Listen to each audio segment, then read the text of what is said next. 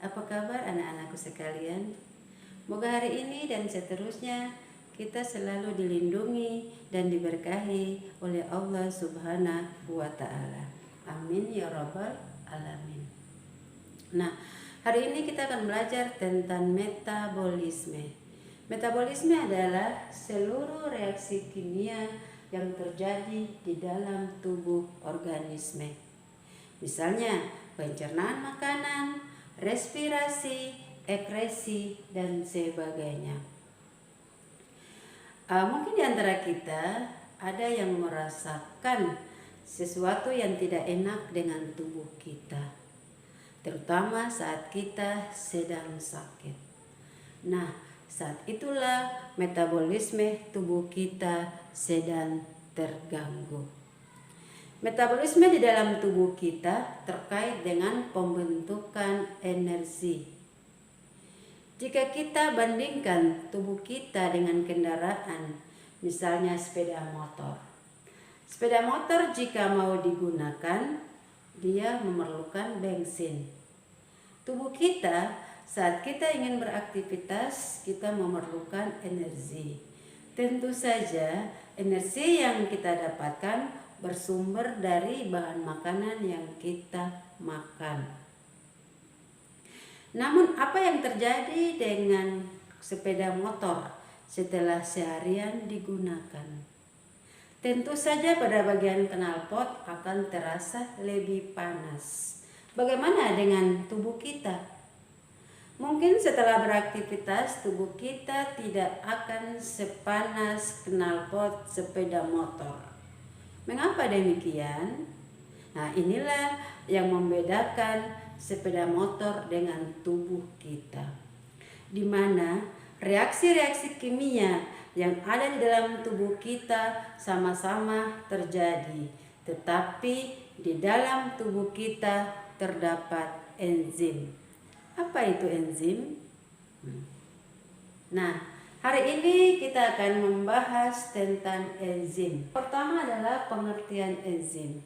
Enzim adalah suatu zat yang dapat mempercepat reaksi kimia di dalam tubuh, tetapi tidak ikut bereaksi. Oleh karena itu, enzim disebut juga sebagai biokatalisator. Selanjutnya adalah komponen penyusun enzim. Komponen penyusun enzim secara kimia terbagi atas dua.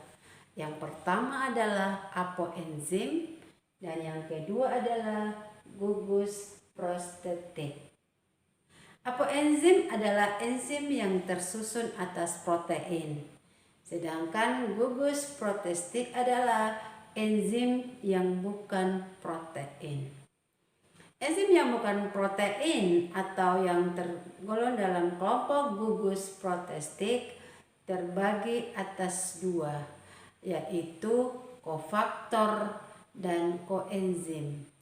Kofaktor adalah gugus prostetik yang berasal dari molekul-molekul anorganik, misalnya tembaga, zinc, dan besi. Sedangkan koenzim adalah gugus prostetik yang tersusun dari senyawa-senyawa organik, misalnya NADH, FADH, koenzim A, dan vitamin B. Selanjutnya kita lihat tentang sifat-sifat enzim. Enzim memiliki beberapa sifat. Yang pertama adalah enzim sebagai biokatalisator. Artinya, enzim dapat mempercepat reaksi kimia tetapi tidak ikut bereaksi.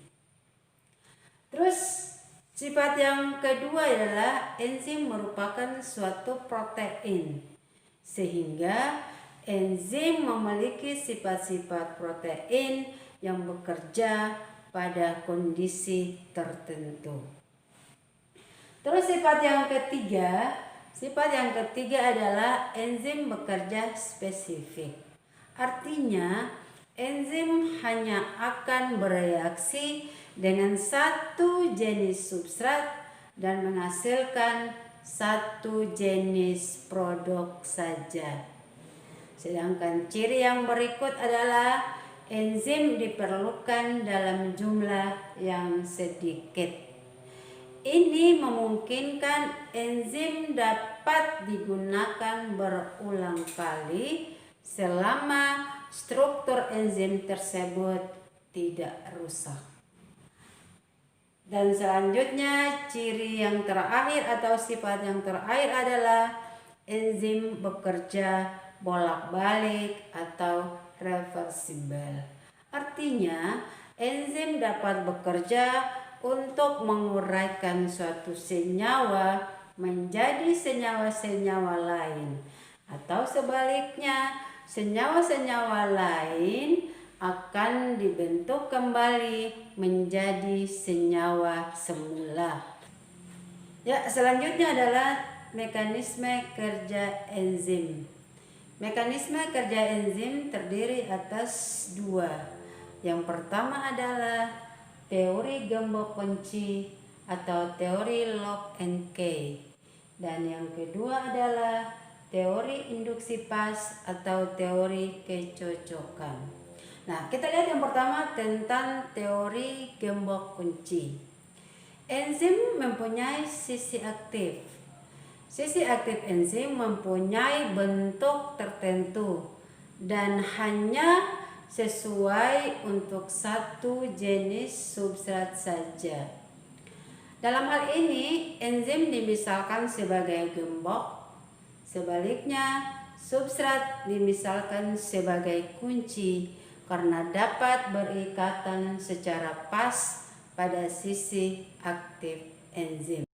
Sedangkan yang kedua adalah teori induksi pas atau teori kecocokan, di mana sisi aktif enzim lebih fleksibel dalam menyusun struktur substrat. Sisi aktif enzim dapat berubah bentuk sesuai dengan bentuk substrat. Selanjutnya kita lihat tentang faktor-faktor yang mempengaruhi kerja enzim. Ada beberapa hal yang dapat mempengaruhi kerja enzim. Yang pertama adalah temperatur, yang kedua adalah pH, konsentrasi, dan zat penghambat atau inhibitor. Selanjutnya adalah tata nama enzim. Penamaan atau penggolongan enzim didasarkan pada jenis substratnya dan ditambah akhiran AC. Misalnya, jika substratnya adalah amilum, maka enzimnya adalah amilase. Selanjutnya, jika substratnya adalah protein, maka enzimnya adalah protease. Nah, itulah pembahasan kita tentang enzim. Demikian, wassalamualaikum warahmatullahi wabarakatuh.